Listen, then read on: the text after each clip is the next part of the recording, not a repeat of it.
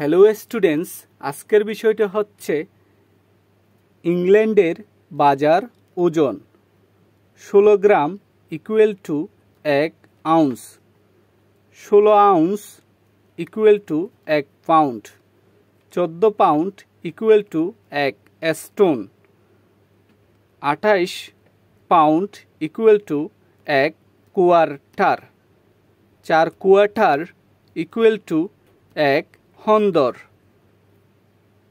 20 হন্দরে equal to 1 ton.